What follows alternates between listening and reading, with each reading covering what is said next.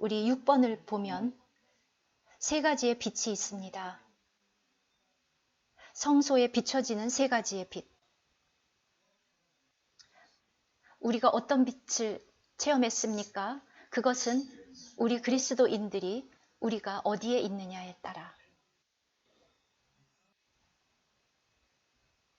여러분 어디에 있으시겠습니까?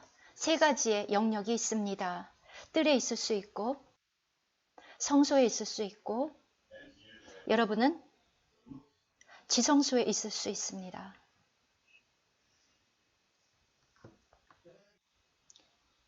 많은 그리스도인들이 오늘날 그들은 그것을 어떻게 구분하는지 알지 못합니다. 그냥 교회에 있으면 나는 교회에 가. 일요일마다 너도 교회에 가고 나도 교회에 가고. 그러나 여러분 그들이 모세시대 때 광야에 있었을 때 그곳에 성막을 지었습니다. 그곳은 하나님이 거하시는 곳이었습니다. 그곳에 세 가지의 영역이 있었습니다. 여러분은 뜰에 있을 수도 있고 여러분은 성소에 있을 수도 있고 그리고 지성소에 있을 수도 있습니다. 여러분이 깨달아야 하는 것은 성소에 들어가고 지성소에 들어가고 그러려면 제사장이어야 합니다. 왜냐하면 제사장만 성소와 지성소에 들어갈 수 있기 때문입니다. 그래서 빛에 대해서 볼 때 뜰에는 자연의 빛이 있습니다. 천연적인 빛, 바울이 말한 것처럼 그리스도인들이 혼적인 그리스도인이다.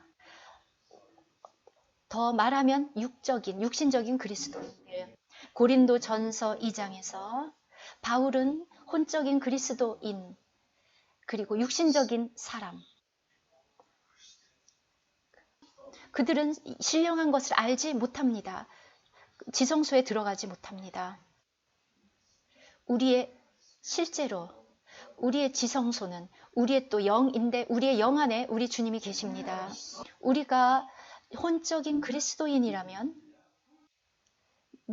여러분들은 물론 뜰에서도 교제할 수 있습니다. 그곳에서 시간을 보내고 하나님께 예배드리고 기도를 할 수 있습니다. 모든 그리스도인들이 다 예배를 드리고 있고 그런데 어느 영역에서 예배를 드리고 있는가? 바울이 말한 것처럼 혼적인 사람은 우리 그리스도인들 중에서 혼적인 그리스도인들 그리고 또 심지어 육신적인 그리스도인들은 신령한 것을 영에 속한 것을 알 수 없다. 우리는 혼에서 많은 것을 이해하고 하나님의 말씀을 이해합니다. 많은 그리스도의 가르침들 그런 것들을 받지만 어떤 천연광 아래서 이해하는 것처럼 그냥 천연적인 지혜를 사용해서 그러한 사고로 이해할 수 있습니다. 그리스도인들은 대부분 그곳에 머물러 있습니다. 그들 12지파들을 보면 11지파들은 이 뜰에 밖에 있을 수 없었습니다.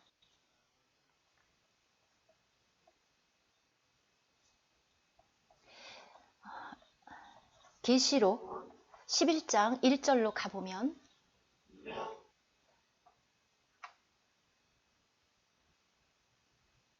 하나님께서 두 증인을 예루살렘에 보냈습니다. 유대인들에게 증거하면서 뭐라고 말했습니까? 여러분에게 읽어드리겠습니다. 계시록 11장 1절입니다. 또 내게 지팡이 같은 1절과 2절 갈대를 주며 말하기를 일어나서 하나님의 성전과 제단과 그 안에서 경배하는 자들을 청량하되 하나님이 청량하십니다. 그의 청량은 살아있습니다. 죽어있는 사람의 어떤 천연적인 그런 측량이 아닙니다. 천사들이 2명이 섰습니다. 요한에게 말했습니다. 하나님의 성전을 측량하라. 제단과 그 안에서 경배하는 자들을 청량하되, 이들은, 여기는 지금 금 향단을 말하고 있습니다. 이 성소에서 경배하는 자들을 말하고 있습니다. 그런데 2절은 매우 심각한 말씀입니다. 그런데 성전 밖 마당은 청량하지 말고 그냥 두라. 청량하지 말고 그냥 두라. 자, 때가 되면 다시 돌아가겠습니다. 네, 성막 그림으로 다시 돌아가겠습니다. 여기에 뜰이 있습니다. 마지막 3년반이 시작되기 직전에 주님께서 성소, 지성소, 그곳을, 네, 이 그림을 바꾸라고 형제에게 부탁했는데 그대로네요. 네, 형제님이, 네, 존 형제님이 새로 만든 거를 게시하라 그랬는데 요한 형제님이 실수로 옛날 거를 올려놨는데, 예, 그거 잘못됐으니까 그 그림은 지금 버리라고 그렇게 말씀하고 계십니다. 주님이 다시 오셨을 때 이렇게 잘못된 그림을 생각하고 있으면 안 되겠죠. 자, 이 작은 것을 통해서도 우리가 배울 수 있습니다. 뭐든지 잘못된 거를 발견하면 그 즉시 버리십시오. 자, 이제 여기에 때가 되면 주님께서는 이 바깥 뜰은 측량하지 않습니다. 오직 이 안쪽에서, 이 성소에서 예배하는 자들만, 여기에 지금 분향단이 있고 그 앞에 휘장이 있고 그 안에는 언약궤가 있습니다. 네, 이제 바른 그림이 됐습니다. 11장, 계시록 11장 1절과 2절이 우리에게 가르쳐 주시는 것은 하나님이 이 바깥들은 청량하지 않습니다. 왜냐하면 이것은 이방인들에게 넘겨주었고 그들이 짓밟도록 했기 때문에. 그래서 오늘 여러분에게 묻겠습니다. 아주 간단한 질문입니다. 계시록 11장에 의거하여 어디에서 예배하고 있습니까? 그냥 이 뜰에 있으면서 만족하겠습니까? 만족하십니까? 그냥 일요일날 교회 가면 그래서 그냥 뜰에 있고 그곳에서 모이고 그러면 됩니까? 아니면 여러분은 그리스도인으로서 제사장이 되어서 제사장에 속해서 이 성소로 그리고 지성소까지 들어가기를 원하십니까? 히브리서 4장에 그리고 또 10장에 나온 것처럼 그러므로 우리가 담대히 지성소에 들어가자. 물론 지성소에 들어가려면 반드시 성소를 통과해야 합니다. 그냥 그 지성소로 이렇게 훌쩍 넘어서 들어갈 수는 없습니다. 자, 낙하산을 타고 들어갈 수는 없습니다. 오늘날 주님이 여러분 어디에서 하나님을 예배하고 계십니까? 여러분은 뜰에서 예배하는 자가 되고 싶습니까? 주님이 오시면 그곳은 측량하지 않습니다. 성전만 측량하는 것이 아니라 그 안에서 경배하는 자들, 하나님이 여러분을 측량하실 것입니다. 아멘. 요한 형제님, 그 측량을 받으면 어떨 것 같습니까? 예, 제가 계속 이상한 질문을 드려서 죄송합니다. 하나님은 우리를 청량하기를 원하십니다. 어떻게, 어디에서 지금 섬기고 있는가? 그리고 여러분은 당연히 제사장이어야만 성소에 들어갈 수 있습니다. 기억하십시오. 구약에서 대제사장만 1년에 딱 한 번 대속죄 일날 지성소에 피 없이는 들어가지 못했습니다.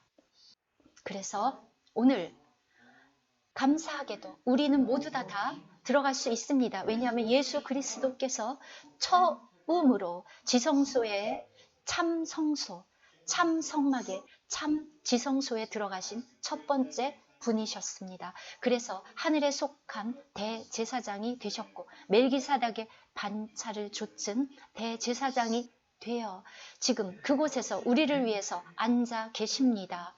이제 들어갈 수 있는 길이 열렸고 이제 휘장은 찢어졌고 우리 모두가 다 들어갈 자격을 갖추었습니다. 제사장으로서. 여러분이 아셔야 하는 것은 주님은 먼저 하나님의 제사장이셨습니다. 그의 제사장 직분의 수행은 매우 특별했습니다. 그는 멜기세덱의 반차를 좇은 대제사장, 하나님으로부터 지명을 받은 아론의 반차를 좇은 제사장이 아니라 유다를 쫓아온 왕에 속한 제사장, 왕이 태어날 왕가의 제사장, 그리고 살아계신 하나님의 아들이었습니다. 그리고 그 능력으로 하나님의 아들로 인정되셨습니다. 얼마나 놀라운 제사장입니까? 그는 그 안으로 들어가셨습니다. 우리가 보는 이 성막은 하늘에 있는 식양 그대로 지어진 것인데 우리 주님은 그 하늘에 속한 그 하늘의 성막에 사람의 손으로 짓지 않은 이 창조에 속하지 않은 그곳에 들어가셨습니다. 그것을 우리의 영 안에서 우리는 지금 살아계신 하나님의 호흡으로 말미암아 창조된 우리 안에 하나님께서 먼저 그 생기를 아담의 코에 불어넣으시고 그가 산 혼이 되었습니다. 우리 안에 있는 그 영은 하나님을 추구합니다. 바로 그곳에서 하나님은 우리 안에 거하시면서 우리와 사귀기를 원하십니다. 그래서 제가 여러분에게 어떻게 주님의 재림에 여러분 준비되실 거냐고 묻는다면 어떻게 대답하시겠습니까?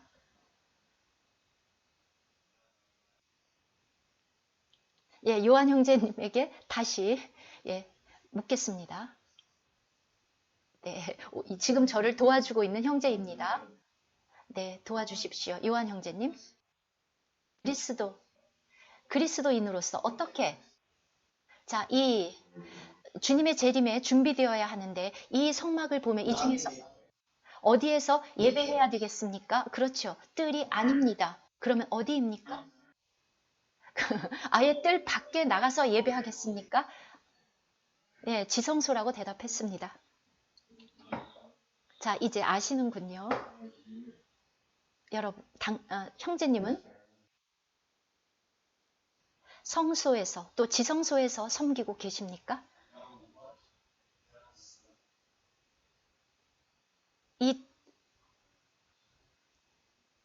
이 두 개의 장소가 여러분이 어떤 사람이어야 하는지를 보여주고 있습니다. 놀랍습니다. 거룩, holy. 그렇죠. 이해하기 어렵지 않습니다. holy, 거룩. 하나님을 두려워함으로 이 거룩을 추구하고 있으니까 바울이 고린도 후서 7장에서 하나님의 두려우심을 알므로 그리고 하나님의 두려우심을 알므로 이 거룩함을 온전히 이루라고 했습니다. 여러분이 하나님을 두려워함이 없으면 어떻게 거룩해질 수 있겠습니까? 필리핀에서 운전을 할 때 경찰을 두려워하지 않으면 딱지를 끊길 텐데 그것을 두려워하지 않으면 여러분들은 아무데로나 운전을 하고 아무데나 주차를 하지 않겠습니까? 제가 제가 필리핀 한번 가봤었는데 그냥 인도 위에다가 주차한 그런 차들도 보았습니다. 왜냐하면은 그 법도 무서워하지 않고 경찰도 아무것도 두려워하지 않기 때문에 거룩을 쫓아잡으라. 거룩을 온전히 이루라. 즉 모든 더러움, 우리의 육적인 것들을 다 쫓아내라는 것입니다. 그래서 이제 이 바깥 자 이제 다시 빛으로 가봅시다. 예, 이곳에 햇빛이 비칩니다.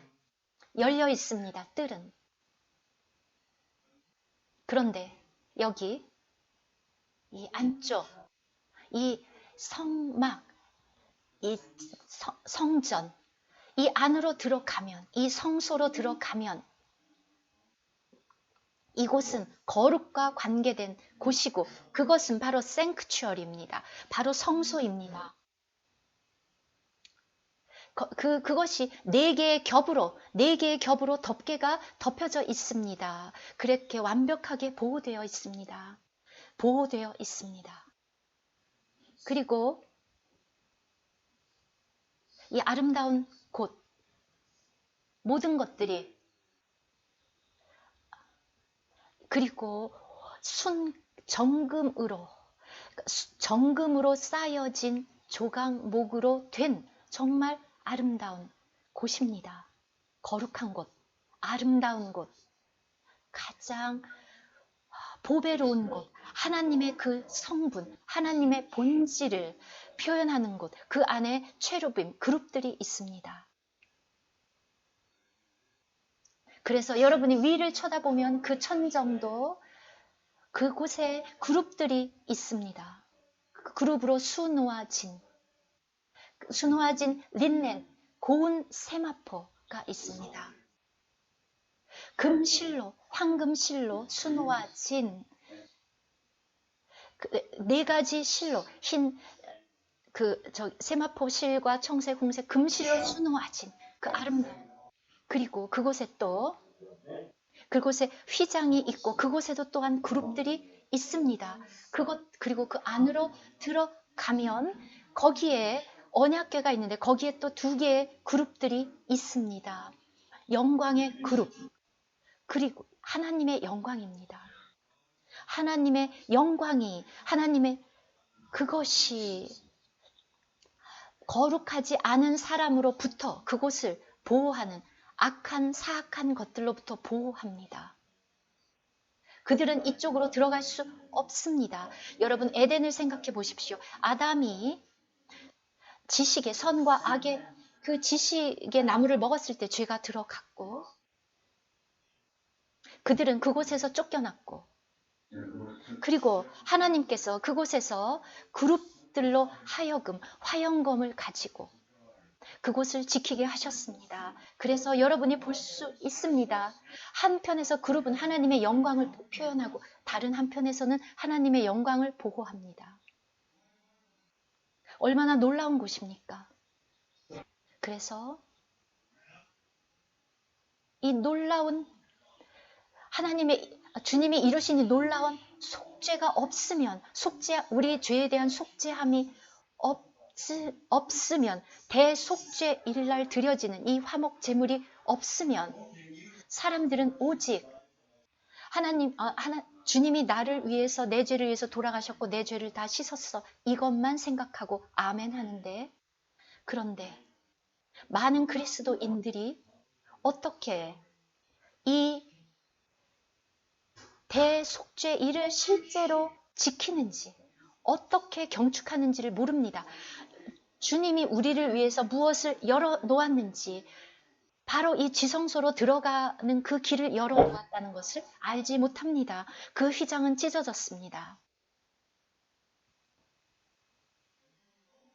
여러분, 이 모든 제물들이 필요합니다. 그 지성소로 들어가려면 제사장으로서 여러분이 직접 그 장을 레위기 16장, 민수기 다 읽어보십시오. 우리는 얼마나 주님께서 우리를 위해서 이 지성소로 들어갈 수 있는 길을 열어놓으셨는지, 그리스도인들이 이 propitiation, 이 속죄함, 화목이라는 단어를 잘 모릅니다. 우리의 죄를 위하고 전 세상에 요한 1서 2장에 나온 것처럼 우리의 죄뿐만 아니라 세상의 죄를 위한인데, 그 속죄는 우리를 위해서 그분은 변호하고 계시고, 첫째, 그분은 의로운 분이고 우리를 위해서 변호해 주시는 분이고, 왜 그렇습니까? 아버지 앞에서 우리를 위해서 그렇게 놀라운 속죄를 이루셨습니다. 바로 propitiation, 속죄. 바로 이 언약궤는 지성소 안에 있습니다. 그리고 이렇게 덮개, 속죄소라고 불리는 이 덮개로 덮여 있습니다. 로마서 3장 24절에. 그곳을 속죄소라고도 부릅니다. 덮개, 속죄소. 왜냐하면 그런 그리스도의 성취가 없으면, 그 대속죄 이래, 그것이 우리의 죄에 대한 속죄함이 없으면, 우리의 죄에 대한 모든 값을 치르셨음이 없다면, 자, 어떤 값을 치르셨습니까? 우리 자신의 죄뿐만이 아니라 온 세상의 죄를 씻기 위해서 어떤 값을 치르셨습니까? 요한 형제님, 내 죄뿐만이 아니라 내 죄만으로도 엄청 무거워서 아마 값이 엄청나게 들 텐데, 저의 죄뿐만이 아니라 내가 태어날 때부터 다 내가 지은 죄를 생각해 본다면 그 죄에 대한 값을 누가 치를 수 있겠습니까? 누가, 아버지가 요구하는 그 의를 만족시킬 만한 그 값을 누가 치를 수 있습니까? 우리는 정말 그 가치를 모릅니다. 얼마나 놀라운 것을 우리 주님이 그 십자가에서 지셨는지를, 하나님께서 온 세상의 죄에 대한 심판을 짊어지셨는지 보라. 세상의 죄를 제거하는, 온 세상의 믿는 이들의 죄뿐이 아니라 온 세상의 죄, 모든 어떤 죄인이라도 그것이 예수 그리스도를 영접하지 않고는 누구도 죄사함을 받을 수 없습니다. 그런데 불행하게도 그들은 그것을 선택하지 않습니다. 때로 어떻게 이것을 표현해야 할지, 주님이 짊어진, 감당한, 주님이 십자가에서 못 박혀서 감당한 그것이 얼마나 큰지 저는 설명할 단어를 찾을 수 없습니다. 우리를 아버지가 어떻게 용서하셨는지,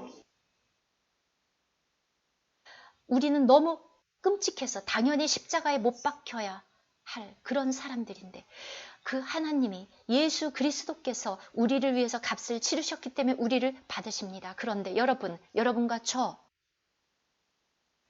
우리는 누가 우리에게 죄를 짓는데 용서를 못합니다. 평생 기억을 합니다. 그리고 그들 보고 죄인이야, 저래 저 사람은 정말 끔찍해, 저런 죄를 지어, 이렇게, 그리고 그들을 미워합니다. 그런데 우리 주님이 여러분이나 저와 같다면 아무도 구원받지 못할 것입니다.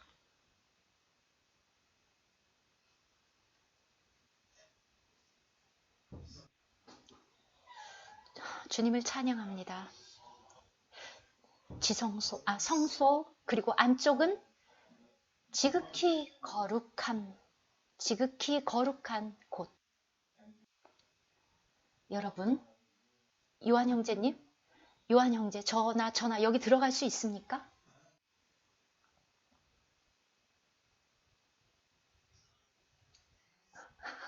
주님을 찬양합니다. 그렇습니다. 하루에 8번이라도 주님을 찬양한다고 말할 수 있습니다. 최소한 8번, 진짜 여러 번 우리는 정말 아무리 감사하다고 주님을 찬양한다고 얘기해도 지치지 않을 것입니다. 그의 은혜로 구원받고 거듭났고 여전히 우리가 이렇게 완벽하지 않음에도 불구하고 우리가 그곳에 들어갈 수 있습니다. 그리고 우리 반드시 들어가야 합니다. 들어가야 합니다.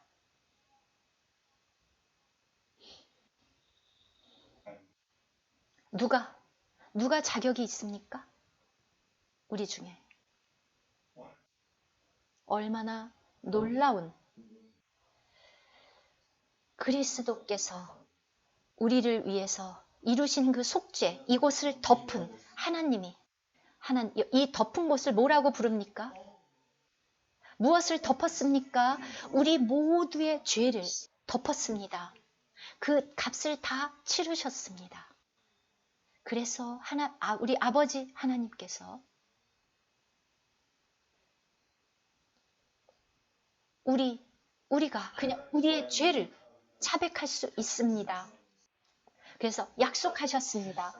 우리에게 증거를 주셨습니다. 놀라운 어떤 계약입니다. 즉 너의 죄와 허물을 내가 다시는 기억지 아니하리라. 다시는 기억지 아니하리라. 놀라운 약속을 이렇게 귀걸이처럼 여러분 기억하십시오. 얼마나 놀라운 성취입니까? 제가 빛에 대해서 얘기하다가 잠깐 옆으로 벗어났네요. 죄송합니다. 이 놀라운 장소를 보고 나니까 제가 그런 말씀을 드렸네요. 자, 다시 빛으로 돌아가겠습니다. 자, 이 안에 들어가면 밖에 있는 어떤 빛도 들어갈 수 없고 이 안에는 등대. 네. 안타깝게도 이 형제님이 왜 이렇게 등대를 작게 해놨는지 모르겠네요. 눈에 보이지도, 네, 이제 보입니다. 예. 그래도 여전히 너무 작아 보이네요. 사람들이 이 등대의 가치를 모릅니다. 이 그림을 보십시오. 너무 작은 등대.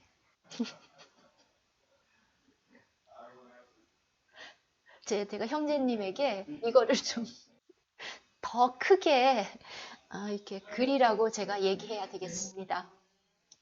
이 등대는 규격이 없습니다. 그 규격이 적혀 있지 않습니다. 우리는 이 빛이 필요합니다. 이 빛은 생명입니다. 그냥 이렇게 깜빡깜빡이는 빛이 아니라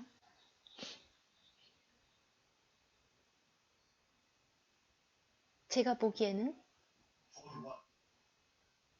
한 4와트 정도의 램프로 보이는데 아마 2와트 이걸로 어떻게 이 성소 전체를 다 채울 수 있습니까? 이 등대는 더 커야 합니다. 이 성소 전체를 비추는 등대. 우리 주님은 바로 이 생명의 빛 등대입니다. 조금 비추는 빛이 아니라 그의 빛이 어둠에 비치면 그 어둠이 그 빛을 이길 수 없습니다. 어둠은 견딜 수 없습니다. 모두 다 쫓겨납니다. 여러분이 이 성소 안으로 들어가면 아무것도 숨길 수 없습니다. 거룩하지 않은 모든 것은 다 드러납니다. 다 드러납니다. 제사장으로서 우리는 어린 양을 따라가는 법을 배워야 됩니다. 어린 양을 따르려면 이 빛이 필요합니다. 어린 양이 없으면 어디에서 이 빛을 따르겠습니까? 아무나 다 따라갈 것입니다. 그래서 결국 어둠에 갈 것입니다. 제가 마닐라에 갔을 때 마닐라에 가면은 정전이 되면 어디로 가야 하는지 그 도심지에 도심지에 있어도 1층인지 2층인지 3층인지 뭐 어디로 가야 될지 알지 못합니다. 그래서 제너레이터가 있어야 됩니다. 그런데 그것은 생명의 빛이 아닙니다. 디젤 그 자동차에 그거 가지고서 이렇게 그냥 헤드라이트를 아마 켜고 이렇게 비춰야 하나 봅니다. 하여간 그것은 디젤이지 생명의 빛이 아닙니다. 이 빛은 순금, 이 안에는 또 신선한 감람류, 살아있는 감람나무에서 얻은 신선한 생명의 기름. 그래서 스가랴 4장에 보면 천사가 말했습니다. 금, 순금, 유. 여러분은 저도 그런 금으로 된 순금 기름을 본 적, 순금 감람유를 본 적은 없습니다. 이것은 아주 특별한 기름인데 그것을 주입하는 이 등대, 정말 특별한 등대입니다. 아주 완벽한 이것은 컴퓨터로 만든 그 디자인된 등대인데 그때는 컴퓨터가 없었습니다.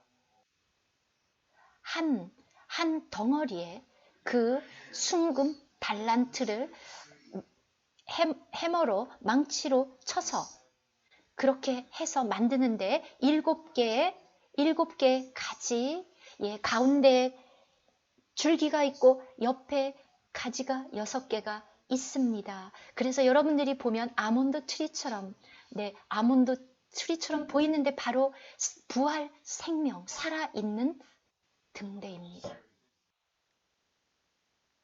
이것은 컴퓨터로 만든 거라서 좀 안타깝습니다. 이것은 실제 등대는 이렇지 않습니다. 그냥 그것을 그냥 표현하고 있을 뿐이니까 여러분의 상상력을 사용해 보십시오. 여러분의 상상력을. 자, 그런데 이것은 오늘 우리가 이곳에서 바로 생명의 빛 성령, 이것은 살아있습니다. 이곳에 부어지는 기름, 성령입니다. 성령은 금 오일입니다. 그래서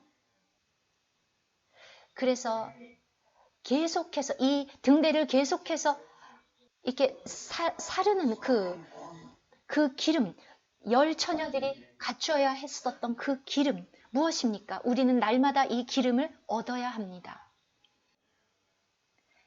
여러분 얻고 있습니까? 네, 어쨌거나 우리에게는 이 빛이 필요합니다. 우리는 이 등대를 밝히는 빛이 필요합니다. 그리고 교회는 오늘날 이 순금 등대이어야 합니다. 그냥 설교가 아니고 메시지가 아니고 빛나는 등대이어야 합니다. 빛, 생명의 빛, 이 순금 유에서 나오는 빛.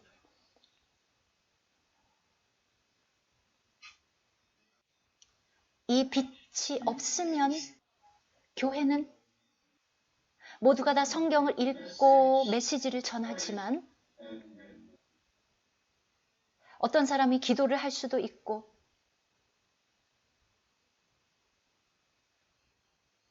그것이 아니라 교회는 빛나는 순금 등대이어야 합니다.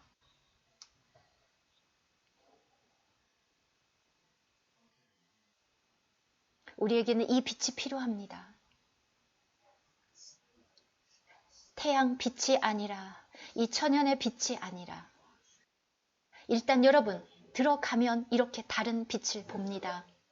이것은 생명의 빛이고 우리의 마음속에 비춰집니다. 그리고 모든 것을 드러내줍니다. 우리의 영 안에 무엇이 있는지 잠언에 나온 것처럼 사람의 영은 주님의 등이라 모든 사람의 마음을 비추느니라.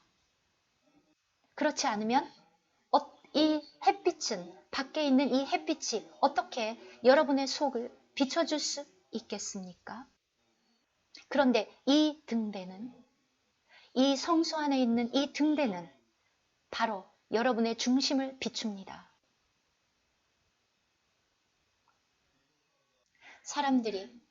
사람의 영을 말하지만 빛이 없습니다. 그리고 이 또 등대는 날마다 다듬어 주어야 합니다. 하루에 2번. 왜냐하면 아주 이 심지가 아주 크기 때문에, 그리고 또 약하기 때문에.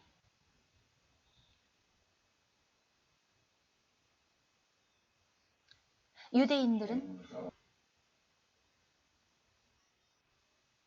우리 제사장의 옷을 보면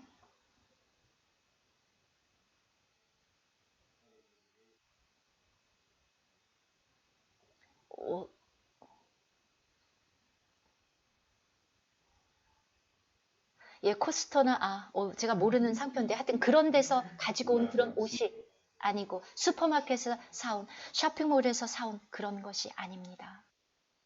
그래서 형제자매 여러분, 이 부분에 밤을 새서 말해도 부족합니다.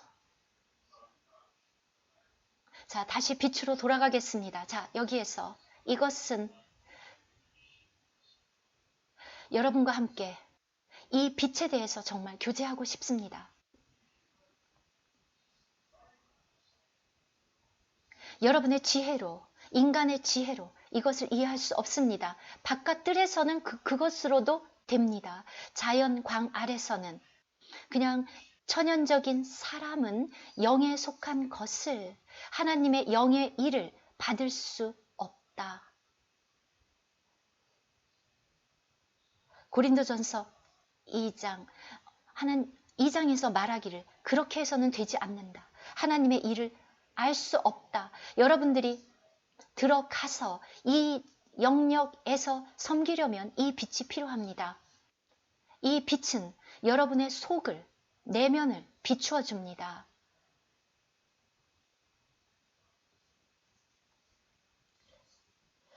잠언 24장에서 사람들이 많이 인용하죠. 사람의 영은 여호와의 등불이라. 그런데 아무도 이 여호와의 등불이 무엇인지, 이 여호와의 등불이 여러분의 속을 비춰주고 있습니까? 그것이 여러분 속에 있습니까? 사람의 영은 여호와의 등불이라. 그것이 빛나려면 기름이 필요하지 않겠습니까? 여러분, 어리석은 처녀들은 그 등은 있었지만 기름이 없었습니다. 그래서 빛날 수 없었습니다.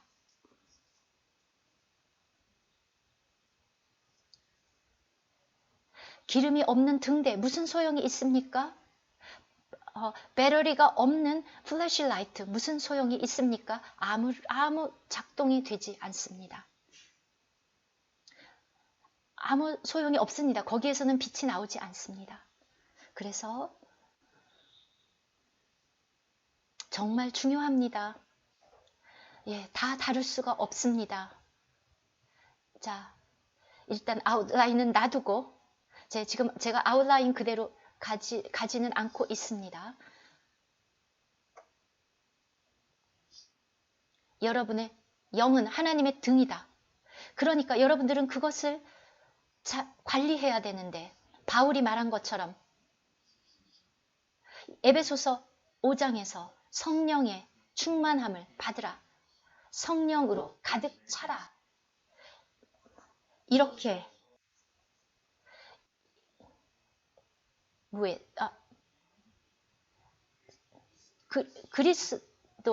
그리스어로는 성령의 충만함을 받으라.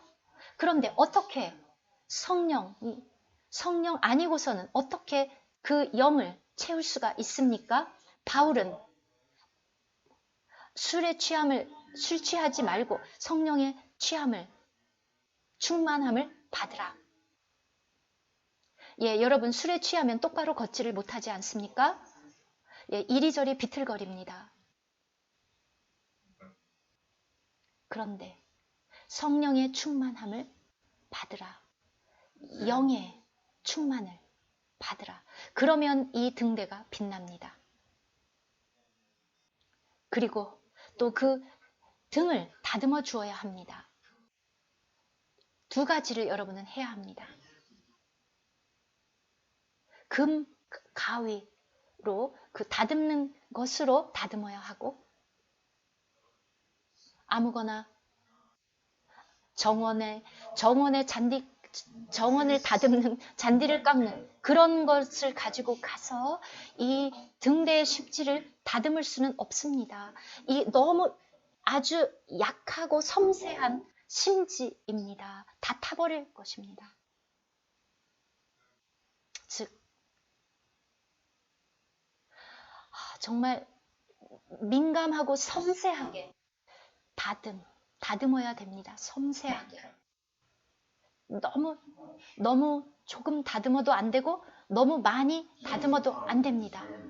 그냥 정확하게 이 등대가 정말 제대로 빛날 수 있도록 정확하게, 그만큼, 왜냐하면은 그 빛이 최대한으로 빛날 수 있게 그렇게 다듬어야 합니다. 여러분, 배터리가 약해도 빛이 잘 나지 않죠? 너무나 많이 잘라버리면 빛이 나옵니까? 조금만, 너무 조금 잘라도 거기에서 빛이 최대한으로 나올 수 없기 때문에 정말 정확하게, 아주 정말 세심하게, 그것이 아주 중요한 제사장의 임무입니다. 아침과 저녁으로.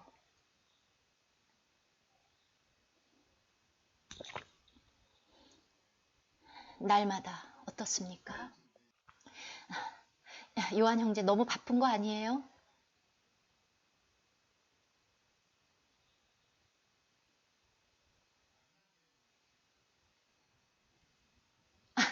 예, 요한 형제를 지금 힘들게 하려고 그러는 게 아니라 그냥 이제 예를, 형제님으로 예를 드는 겁니다.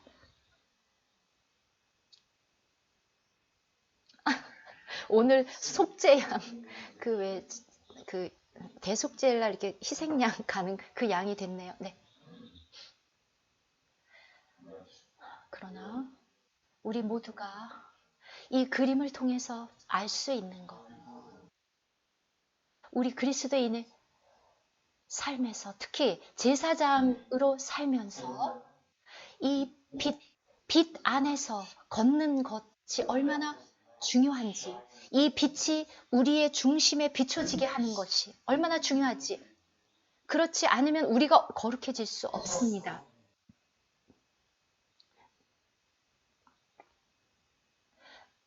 만약에 저에게 왜 이곳이 성소라고 왜 불리냐고 여러분이 저에게 질문을 한다면, 거룩하기 때문에.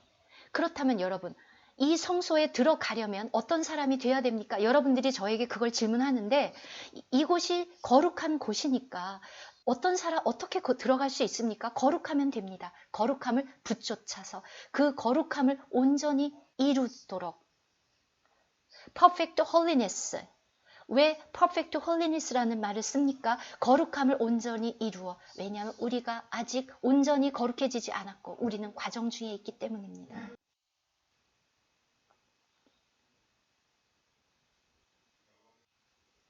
놀라운 빛이고 우리는 이 빛이 필요합니다.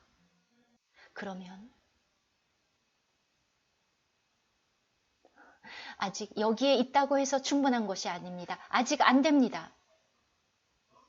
지성소에 들어가려면 거기에는 등대가 없습니다. 왜 거기에 등대가 없으면 어떻게 합니까? 어떻게 그 안에 들어가서 대제사장이 거기에서 증거계 위에 7번이나 피를 뿌려야 되는데 어떻게 그것을 할 수 있습니까? 속죄소 위에 뿌려야 되는데 어떻게 거기 들어가서 아마 발에 걸려서 넘어지고 그러다가 그룹이 깨지고 그런 게 상상이 됩니까? 그러면 도대체 거기에는 어떤 빛이 있습니까? 하나님이 빛입니다.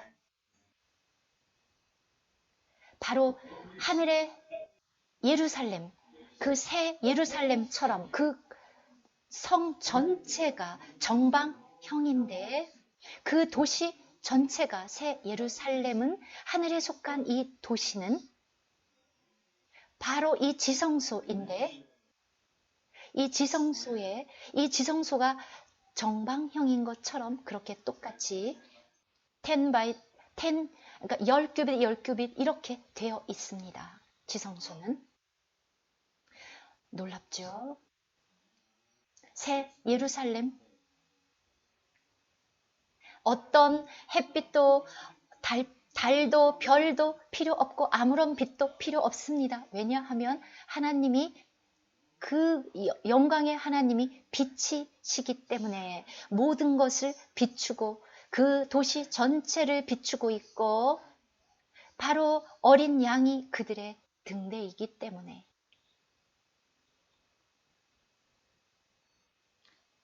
그곳 정말 너무 놀라운 빛이 그곳에 있습니다. 그래서 하나님이 범접할 수 없는, 가까이 할 수 없는 빛에 거하신다. 하나님은. 아멘. 그래서 우리는 이곳에 들어갈 수 있습니다. 그런데 이곳에 들어가면 더 많이 드러납니다. 즉 그곳에서는 우리는 그분에 의해서 온전히 치료된다. 아팠을 때 의사가 필요 없습니다. 주님이 나는 의인을 부르러 온 것이 아니라 죄인을 부르러 병든 자에게 의사가 필요한 것처럼 여러분 건강한 자에게는 의사가 필요 없고 병든 자에게라야 필요한다. 우리는 내가 얼마나 잘못됐는지 내가 어떤 죄인인지 알지 못합니다. 나는 마치 거룩한 성자가 된 것처럼 생각합니다. 그렇다면 어떻게 주님이 우리를 치료할 수 있겠습니까? 이 빛은 바로 물론 우리는 이 빛만 필요한 것이 아니라 공기도 필요하고 물도 필요하고 음식도 필요한데 그런데 이 빛이 가장 첫 번째 성경 전체에서 처음으로 언급된 것입니다. 창세기 1장 1절에서 이미 하나님께서 그의 창조의 하늘과 땅을 창조하셨습니다. 우리가 거기서부터 알 수 있는 것은 이사야 14장, 에스겔 28장에서부터 알 수 있는 것은 그 당시에는 천사장이 아담 이전의 세대를 그 시대를 다스리고 있었다는 것을 우리가 추정할 수 있는데 그런데 그 천사가 하나님에게 대적했습니다. 그래서 천사장이 대적했고 사탄은 타락했고 그 시대에 온 세상이 그에게 붙어서 하나님께 대적했고 그 당시에 세상이 심판을 받았습니다. 그래서 창세기 1장에 보면 온 세상은 토후 모든 것들이 다 흑암이 깊음 위에 있고 온전히 완전히 끔찍한 상태, 물이 모든 것을 덮여 있었고 하나님의 신은 수면에 운행하고 있었습니다. 자, 노아의 시대처럼 이 온 지구가 사망에, 흑암에 덮여 있었습니다. 그런데 그리고 심판이 내려졌고 얼마나 오랜 세월이 흘렀는지 우리는 알 수 없지만 하나님께서 그 지구를 회복하셨습니다. 창세기 1장. 창세기 1장은 창조의 이야기가 아니라 재창조, 개혁, 레노베이션, 모든 것을 새롭게 하는, 이미 그런 것들은 있었는데 흑암에 쌓여 있었기 때문에 그것을 레노베이트 하는 그 이야기입니다. 하나님께서 빛이 있으라 하심에 빛이 있었고,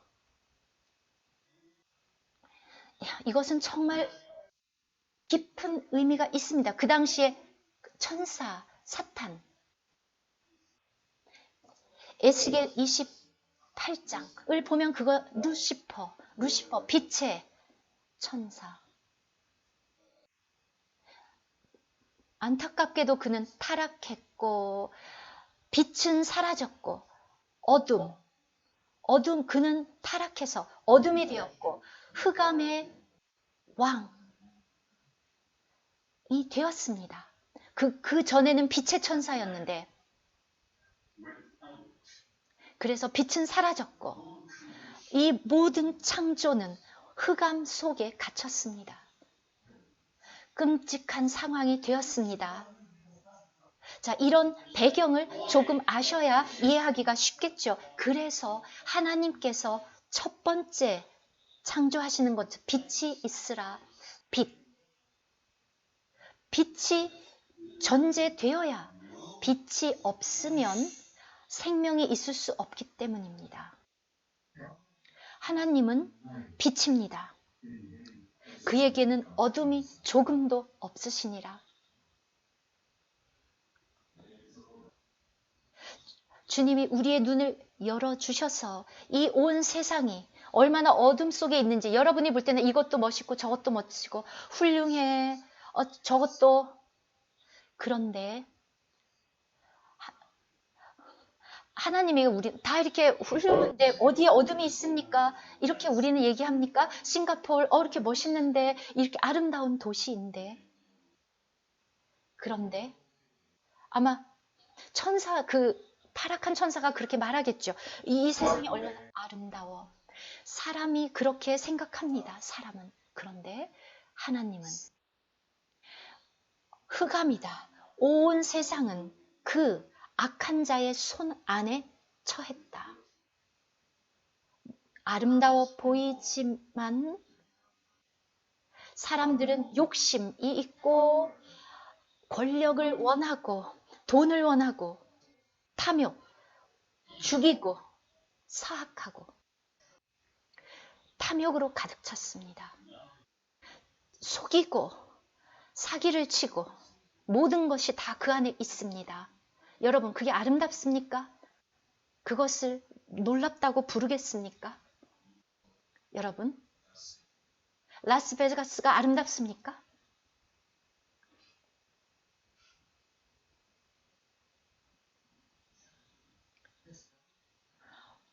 흑암입니다.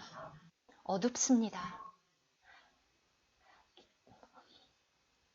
여러분이 믿어지지 않으면 주님이 오실 때까지 기다려 보십시오.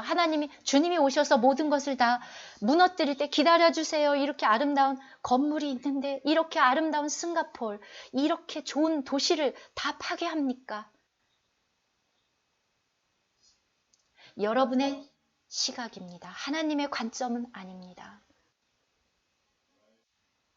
안드레 형제, 스투트가르트가 아름답습니까?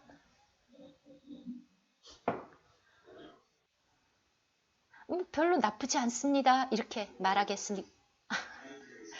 아름답지 않다고 대답했습니다. 주님의 눈으로 보시니까 참 감사하네요. 하나님의 눈으로 보십시오. 우리는 바로 그렇게 보아야 합니다. 뉴욕, 아름다운 도시입니까?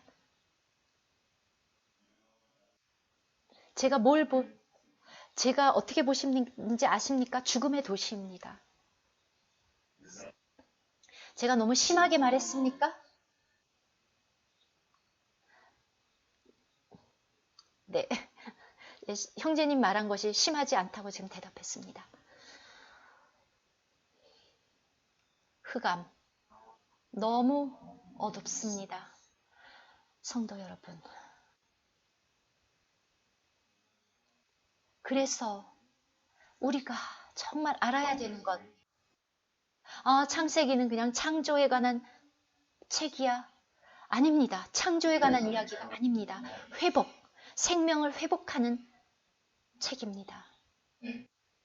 모든 것, 하나님이 하시는 모든 것, 하나님의 목적, 하나님이 6일 동안 모든 살아있는 것들, 첫째, 빛, 그리고 이 공기, 왜냐하면 공기가 없으면 생명이 있을 수 없기 때문에, 그리고 나서 땅, 모든 것이, 모든 풀과 초목, 이 식물들이 자라려면 필요한 마른 땅. 그리고 넷째, 내리의 해와 달과 별들로 이미 이미 있었습니다. 그런데 그것을 회복했습니다. 왜냐하면 그것들이 더 이상 빛을 내지 않고 있었기 때문에.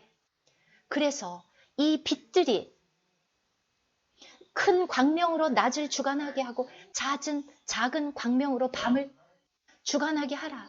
빛이 없으면. 그리고 또 많은 별들. 그래서 계시록 12장에 보면 거기에 여자가 보면 달 위에 있는 해를 옷 입은 한 여자가 12개의 별들. 우리는 빛으로 가득한 백성이어야 합니다. 그리고 나서 하나님께서 모든 살아있는 것들, 이 궁창을 날아다니는 새들을 만드셨습니다.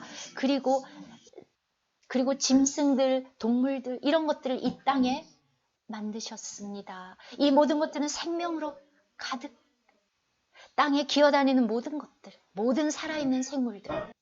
놀랍지 않습니까? 생명으로 가득 차 있습니다. 놀랍습니다. 파리도 놀랍습니다. 전 파리를 좋아하지 않지만 정말 흥미로운 생명. 저는 그냥 생명에 관심이 있는 것입니다. 가장 중요한 것. 오늘 아침에 물었는데 어떤 형제가 사람은 하나님에 의해서 만들어진 특별한 존재인데 하나님의 형상을 따라 만들어진 인간 정말 특별합니다. 그런데 그냥 하나님께서는 사람을 창조할 때 그냥 이 흙으로만 만드신 것이 아니라 흙으로 만드시고 이 사람의 이 모습도 너무 놀라운데 가장 놀라운 것은 우리 안에 그분의 영을 불어 넣으셨다는 것. 그러자 사람은 살아있는 존재, living soul이 되었습니다. 즉, 영과 정말 밀접한 존재라는 것입니다. 그래서 성소와 지성소와 밀접한 관계가 있는 것처럼. 왜요?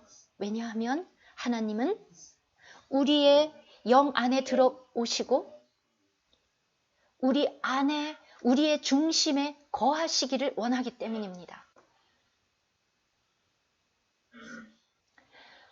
비밀입니다. 여러분은 너무 놀랍게 창조되었습니다.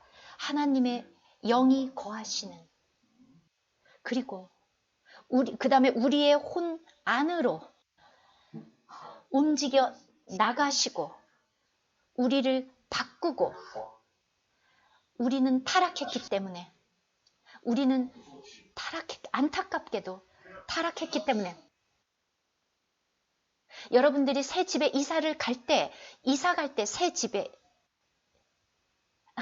그러니까 살던 집, 뭐 이렇게 중고 아니면 그렇게 오래된 집, 만약에 히피가 살던 집이라면 정말 온갖 그런 것들이 막 지저분한 것들이 있는 그런 집으로 들어간다고 생각해 보십시오. 정말 할 일이 얼마나 많습니까? 여러분이 낡은 그런 아파트에 이사 들어간다고 해봅시오. 진짜 돈도 많이 들고 시간을 들여서 그 집을 수리할 것들이 너무 핫습니다. 무창 형제 여전히 집에서 여전히 그런 거 고치고 있죠. 계속 새롭게 하고 있지 않습니까? 정말 수선할 것이, 고칠 것이 너무 많습니다. 수리가 필요 없는 사람 있습니까? No. 우리는 변해야 합니다. 우리는 변해야 합니다. 변해야 되고 거룩해져야 되고, 그 온전함에까지 save to the uttermost, 우리는 히브리서 7장에서 온전함에까지 구원을 받아야 한다. 온전함에까지 온전히 구원을 받아야 한다.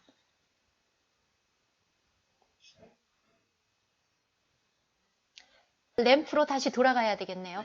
등대, 빛이 없으면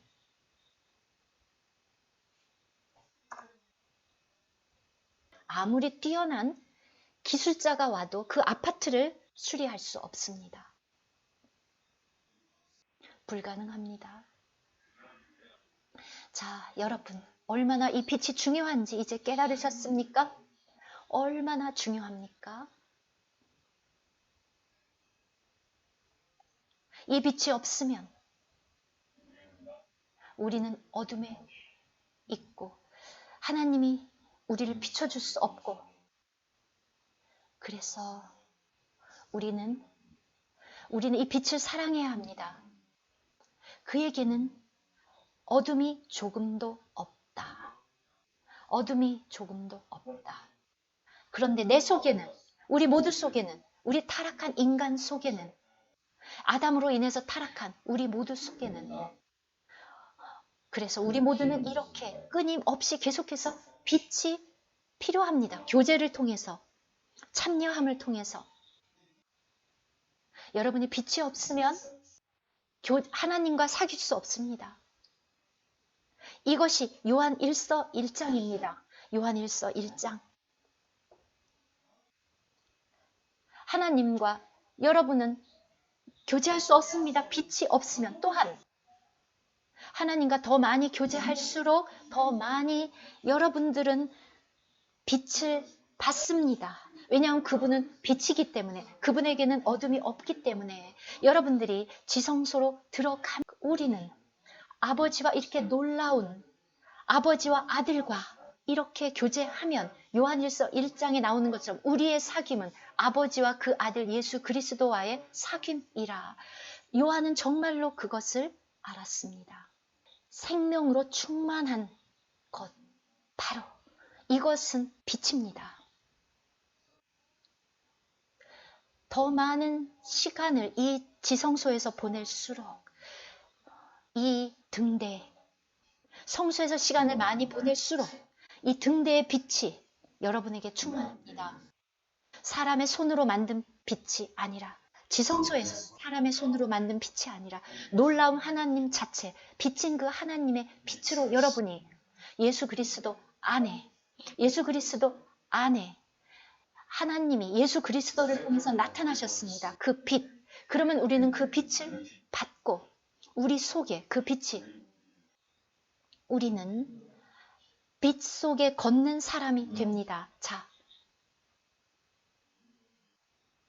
여러분, 첫 열매, 어린 양을 따르는 첫 열매가 되고 싶습니까? 예, 어린 양이 가는지 어떻게 알 수 있습니까? 이 세상은 온통 어둠인데 어떻게 합니까? 어둠 속에, 아주 캄캄한 어둠 속에 운전을 하면 거기에 자동차에 두 개의 앞에 헤드라이트가 있는데 그게 고장이 나서 빛이 안 나면 얼마나 위험합니까? 헤드라이트를 켜지도 않고 운전하는 걸 보면 경찰이 어떻게 하겠습니까? 정말 딱지를 떼일 것입니다. 우리가 어떻게 이 세상에서뿐만이 아니라 교회 생활에서 있어도 저는 많은 형제, 자매들이 지난 50년 동안 제가 교회 생활을 하면서 어둠 속에서 행하는 것을 저는 보았습니다. 어둠 속에 걸으면 문제가 정말 많이 생깁니다. 예, 많은 것들을 여기저기 부딪히고, 예, 맹인이 걷는 것과 같지 않습니까? 어둠 속에 걸으면 눈먼 사람이 걷는 것과 같습니다. 빛이 없으면 아무것도 보지 못합니다. 교회 생활은 많은 문제가 생깁니다. 그러나 여러분들이 빛 속에 걸으면 여러분은 많은 것들이 보이고 그리고 주의를 기울이게 되고 조심해서 걷게 됩니다. 아멘. 빛을 켜십시오. 그러면 빛 속에 행하는 사람이 될 것입니다.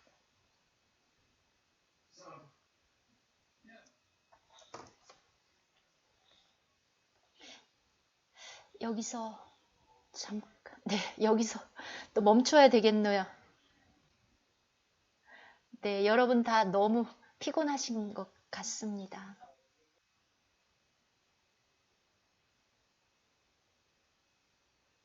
어제 많은 질문들이 성도들로부터 많은 질문을 받았는데 지금은 오픈, 예, 형제 자매들이 좀 오픈 퀘스천 하고 교제할 수 있고, 네, 우리 모두가 다 지성소에 있기를. 등대의 크기에 대해서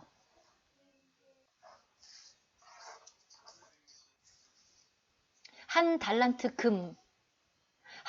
금으로 지어진다고 하는데 한 달란트가 그렇게 크지 않을 것 같아서 아까 그 그림을 컴퓨터로 만든 그 형제님이 그렇게 생각해서 그렇게 그 크기로 했습니다. 하지만 네, 제가 보기에는 너무 작습니다. 여러분이 등대를 보면 유대인들이 만든 그 장소에 가서 등대를 보면 거기에 그 성소의 그 모델을 만들어 놨는데 거기에 보면은 등대가 이거보다 훨씬 큽니다. 왜냐하면 그 성소 전체를 다 비추어야 되기 때문에. 네, 네, 우리 금을 더 얻읍시다. 하나님께서, 네, 주님께 구해서 더 많은 금을 얻으십시오. 왜냐하면 영적으로 더 많은 금이 필요합니다. 우린 정말 금이 필요합니다. 결코 충분하다고 말할 수 없습니다. 하나님께서 나에게서 바울이 말했습니다. 나에게서 그 금을 사라. 금과 은과 보석으로 지어져야 합니다.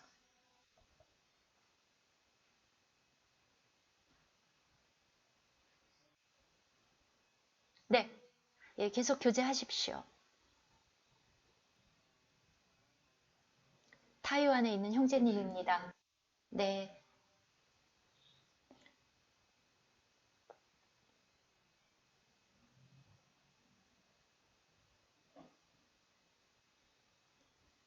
지금 형제님이 하셨던 계시록 1장에 등대, 그 7개의 등대가 나오는데요. 그것이 이 그러니까 성소에 있는 그 등대와 같으냐? 어떤 의미가 있느냐? 근본적으로 본질은 같습니다.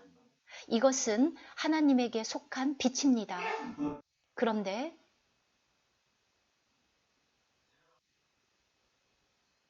다른 측면의 빛입니다. 주님, 요한복음 1장에 그 빛, 하나님 빛입니다.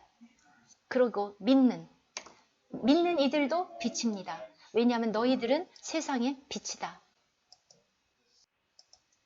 세상의 빛과 소금이다. 우리도 또한 모두 비치는, 이 세상에서 비치는 빛이어야 합니다. 우리는 빛납니다. 그래서 모든 것들이, 이것들은 다 서로 연관되어 있습니다. 성경은 각각에서 다르게 이것을 언급하고 있는데, 하나님이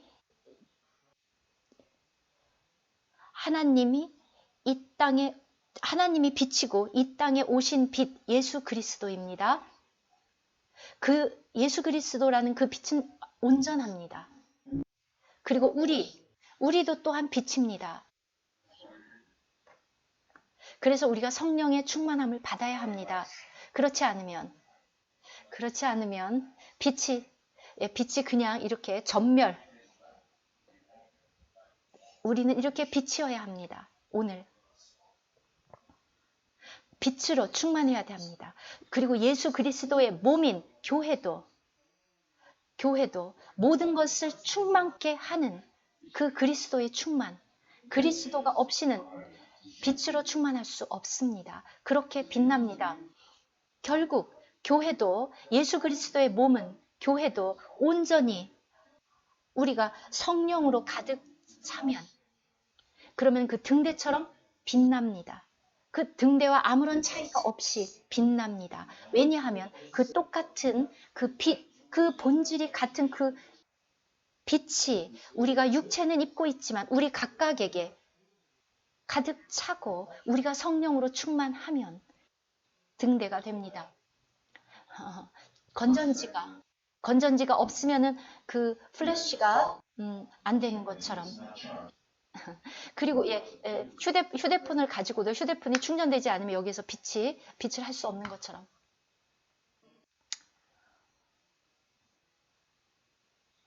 우리의 체험을 봤을 때 그 약한 그 심지의 약한 것을 다듬는다는 게 무슨 의미입니까? 이 다듬는다는 것,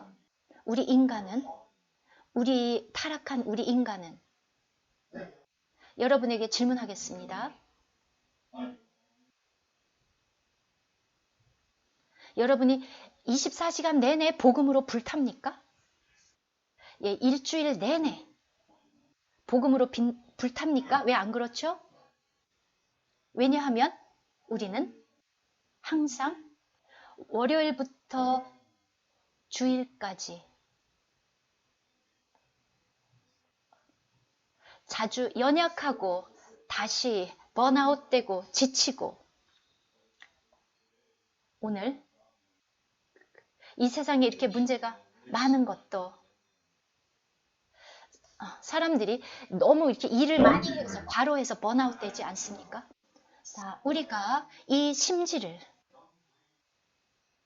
다듬는데 완전히 번아웃 될 때까지 기다리지 말고 제때 날마다 그것을 다듬어 주어야 하는데, 즉 우리 자아를 날마다 주님으로 말미암아 다루심을 받으라는 의미입니다. 우리가 깨끗해져야 되고, 여기서 다듬다는 것은 잘라낸다는 것입니다. 달아낸다는 건데, 그 지저분한 부분을 잘라내는 건데, 그것이 완전히 타버리면 하나님을 향한 우리의 사랑이 감소합니다. 우리의 사랑, 하나님을 향한 그 사랑이, 그 사랑 굉장히 미묘한 것이기 때문에, 섬세한 것이기 때문에 항상 타오르고 있어야 합니다. 사랑이 사라지면, 첫사랑, 최고의 사랑이 사라지면 그러면은 등대를 옮긴다고 하지 않았습니까?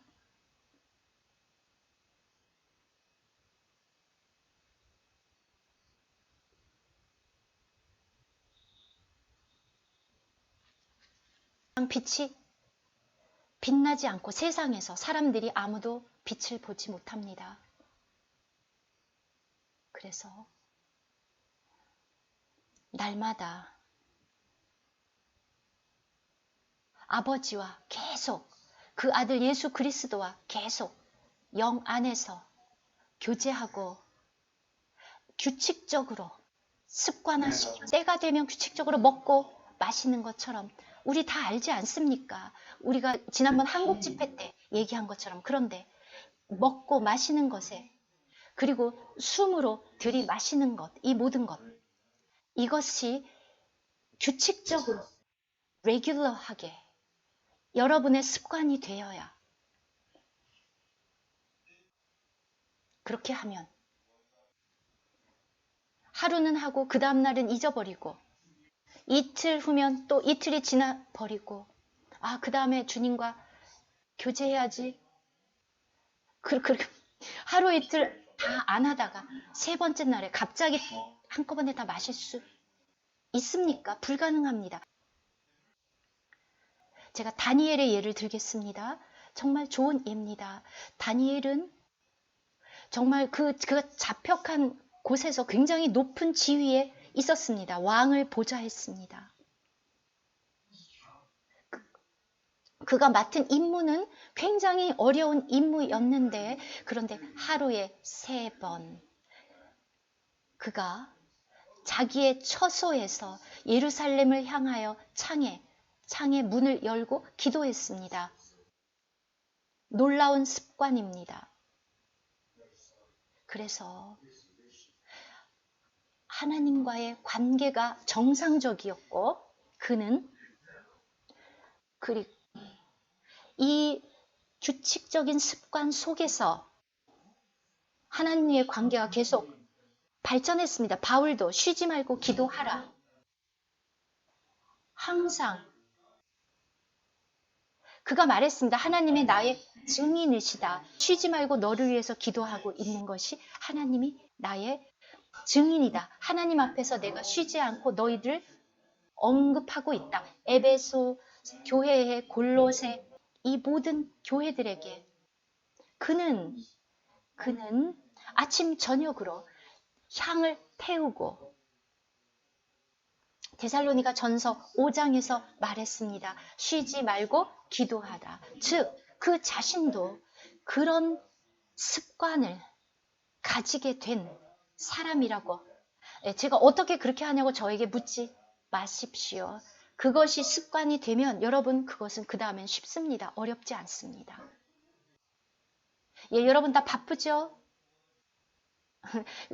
바쁜데도 불구하고 생수병을 늘 가지고 다니지 않습니까? 저는 많은 성도들이 그 아주 큰 생수병을 불행하게도 저는 그것이 습관이 되어 있지 않지만 이렇게. 그런데 여러분 그 생수병을 가지고 다녀도 그걸로 마시지 않으면 무슨 소용이 있습니까? 가지고 다니면서 일주일에 한 번 마십니까? 얼마나 자주 여러분들은 이 생명의 물을 마십니까?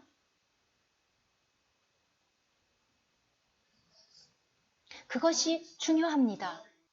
이것을 아는 게 아니라 그래 나 생명의 물 좋아해. 생수 나 마시고 싶어. 마셔야 돼. 그걸 아는 게 아니라 제가 묻는 것은 규칙적으로 마시고 계십니까? 우리 아내가 물 마시라고 계속 저에게 상기시킵니다. 그런데 우리는 더 많이 이 생명의 물을 마셔야 된다고 우리 자신에게 상기시키고, 부부가 서로에게 상기시키고, 그리고 가족들이 서로 상기시키고 생명의 물 마셨냐고 서로 물어보고 오늘 마셨냐? 지금 안 마셨으면 지금 마셔라. 어렵지 않습니다. 주님에게 말씀하십시오.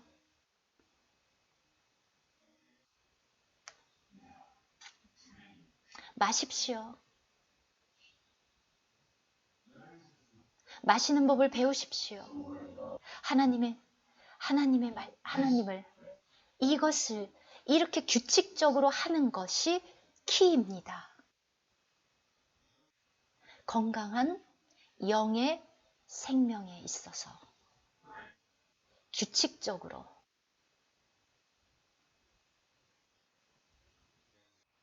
그러면 여러분은 이렇게 규칙적으로 하면 여러분이 빛 안에 걷는 것이 여러분이 어디 계시든지 간에 이것이 아주 쉽게 저절로 되는 것을 보실 것입니다.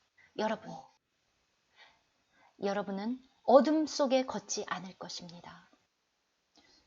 주님이 우리를 도와주실 것입니다. 그것이 습관이 되면 어렵지 않습니다.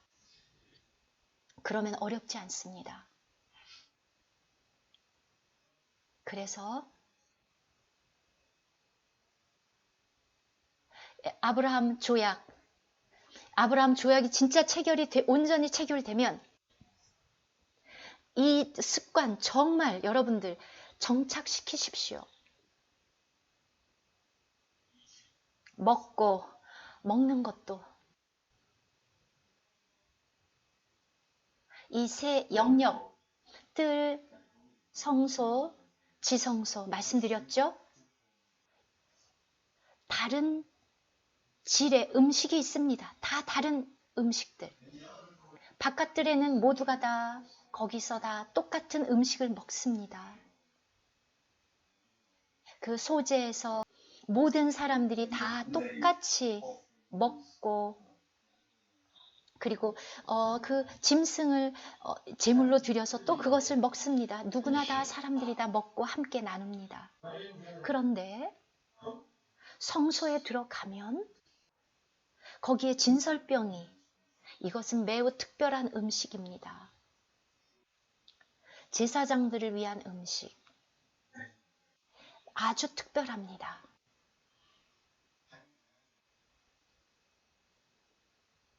하나님의 임재 앞에 7일 동안 보여줘야 한다는 것. 하나님이 다 검사하시고 뭔가 하나님의 그 존전에 드려졌던 음식. 여러분께 묻겠습니다. 여러분이 성경을 읽을 때 그냥 읽습니까? 또는 하나님 앞에 놓고 하나님께 묻고 기다리고 묻고 이게 제가 지금 올바로 이해했냐고 묻습니까? 저는 순전한 하나님의 말씀을 먹고 싶습니다. 우리는 아무거나 다 읽죠? 우리의 습관이 아무거나 읽을 때 우리의 그 두뇌를 사용해서 읽습니다. 그런데 성경을 읽을 때도 그래서 자동적으로 우리의 이 두뇌를 사용합니다. 그리고 즉시 읽었어. 알았어. 이제 이해가 돼. 됐어 이제. 이런 뜻이구나. 그리고 이제 그 다음 장으로 넘깁니다. 그리고 또 이거는 아는 거니까 넘어가고. 그런 식으로 여러분 성경을 읽습니까? 또는 그것을 아버지 앞에 드리고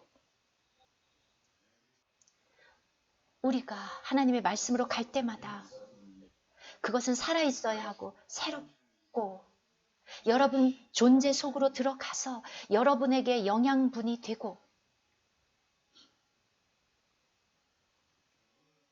하나님의 말씀은 살아있으며 양쪽에 날이 있는 그 검보다도 더 예리해서 우리의 중심으로 들어가서 그리고 그건 또 빛을 줍니다.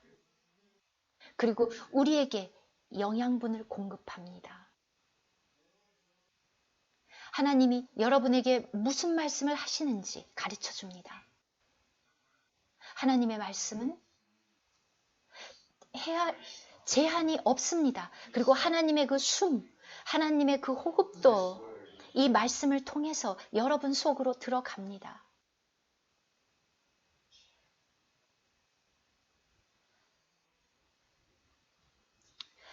시편 119편 오늘 아침에 제가 읽었습니다. 119편을 전부 읽었습니다. 하나님의 말씀은 너무 귀하고 정말 그 기능은 놀랍습니다.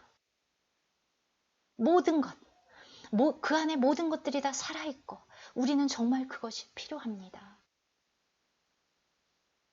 하나님의 말씀을 설명하기 위해서 어떤 단어를 사용해야 그 히브리 알파벳이 22개인데 172 verse 이 구절도 즉 아주 풍성하다. 이것들의 이 조합, 이 하나하나의 알파벳이 그것으로 이루어진 이 하나님의 말씀, 특히 시편 119편은 그 모든 것들을 사용해서 너무나도 풍성하게 하나님의 말씀을 보여줍니다. 그러나 저는 하나님을 내 이해하는 것 속에다가 가두고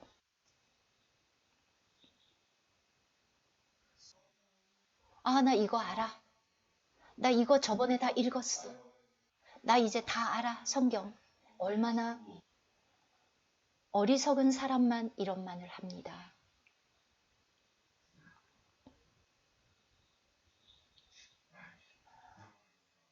하나님의 말씀은 측량할 수 없는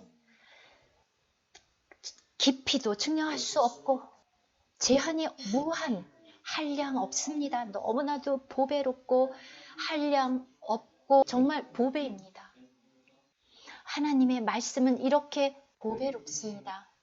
여러분 그것을 먹습니까? 여러분의 생명이 되었습니까? 하나님의 말씀, 신약에 있는 우리의 마음속에 들어가면 바로 그 계명, 하나님의 계명이 우리 마음속에, 마음판에 새겨졌는데 근데 여러분, 우리가 아침에 읽은 것도 저녁에 잊어버리지 않습니까? 여러분은 어떻습니까?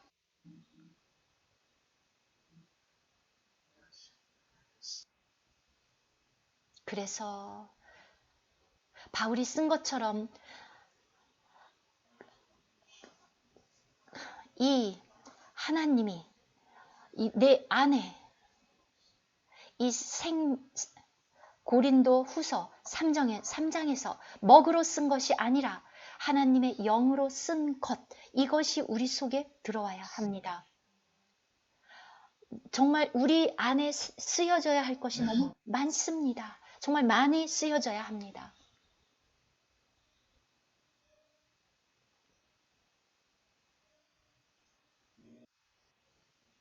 즉, 그것이 우리의 nature, 우리의 부분이 되어서 우리의 일부가 되어서 우리 존재의 일부가 되어야 한다는 바울은 자기 고린도 후서 3장에서 그는 어떤 표현을 했습니까?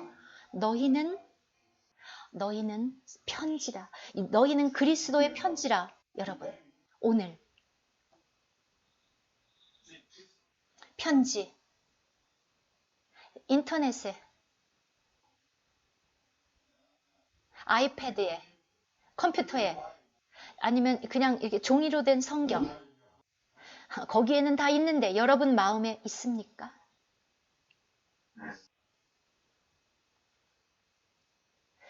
그리스도의 그 편지가 발견됩니까? 몇 장? 그렇다면 도대체 몇 자리나 세워져 있고 몇 장이나 점점 많아지기를 바란다고 지금 토비 형제가 대답을 했는데 몇 장, 몇 절이라고 구체적으로 대답을 못하네요. 우리는 모릅니다.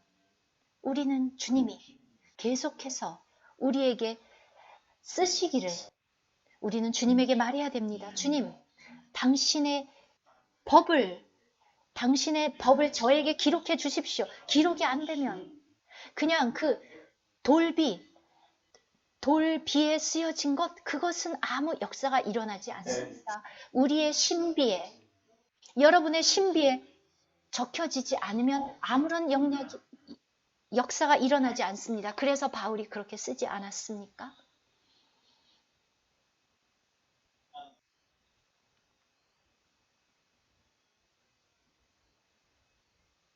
예, 광조 스티브 형제가 질문이 있다고 합니다.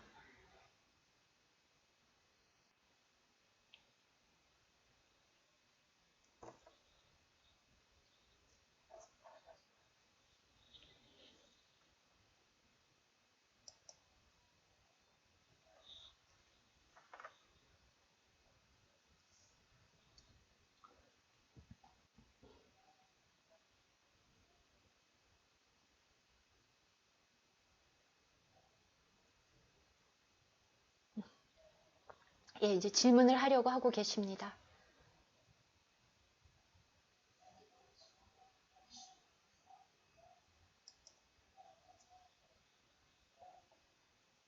요한복음 20장 21절부터 23절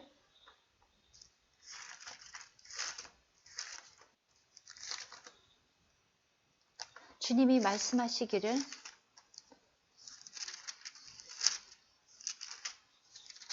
20장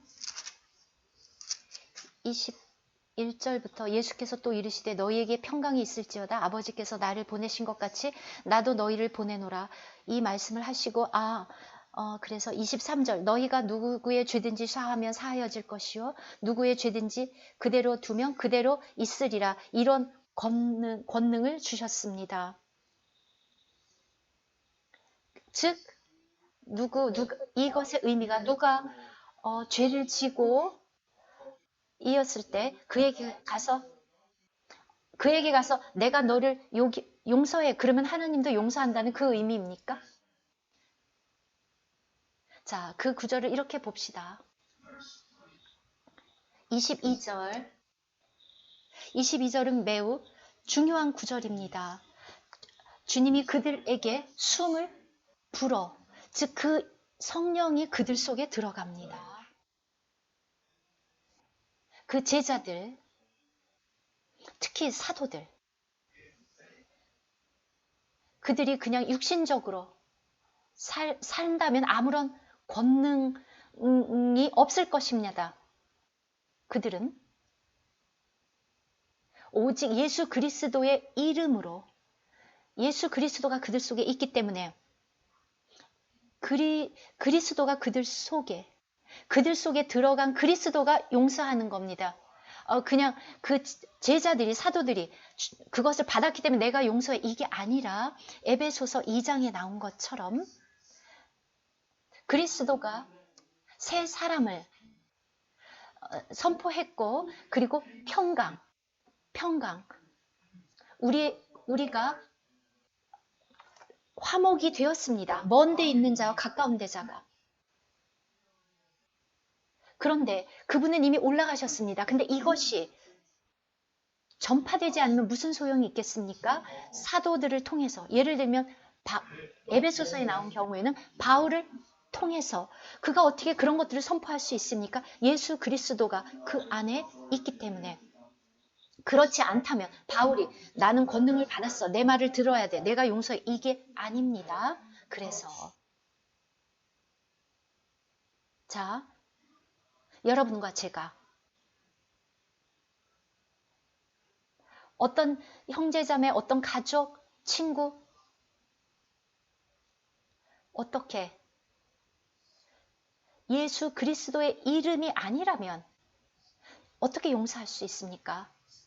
주님도 가르쳐 주셨습니다. 내가 나에게 빚진 자들을 탕감해 준 것처럼 나의 빚을 탕감해 주옵시고 저는 주님에게 갈 때 내 죄가 얼마나 많이 용서받았는지를 저는 생각합니다. 그만큼 저도 다른 사람을 용서할 수 있습니다. 그러면 주님이 저에게 말씀하십니다. 너가 다른 사람을 용서하지 않으면 나도 너를 용서하지 않겠다. 이건 아주 강력한 경고입니다. 이것이 나는 권능을 받았어. 너 내가 누군지 알아? 나는 사도야. 나는 너 죄를 용서할 권능이 있어. 나에게 와. 내가 용서해 줄 거야.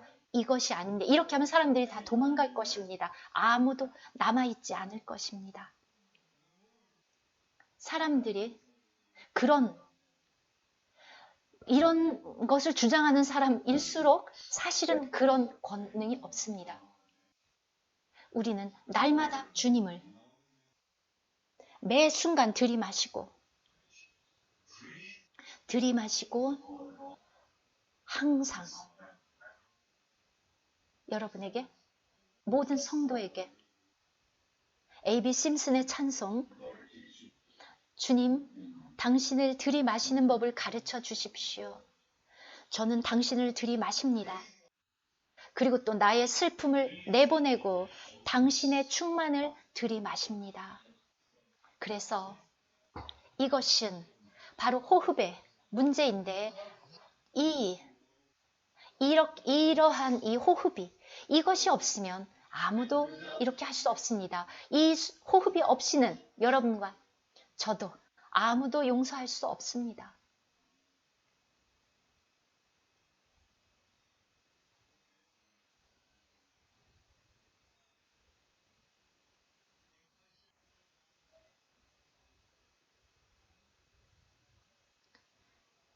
또 클라렌 교회에서 어떤 형제가 또 질문을 또 질문한다고 합니다.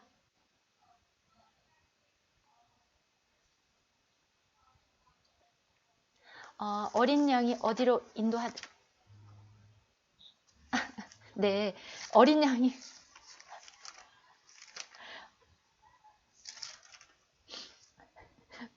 어디로 인도하든지 그리로 따라가는 자들이며, 근데 어린 양이 어디로 가는지 우리가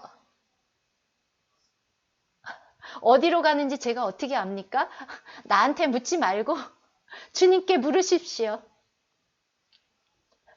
지금 어디 계십니까?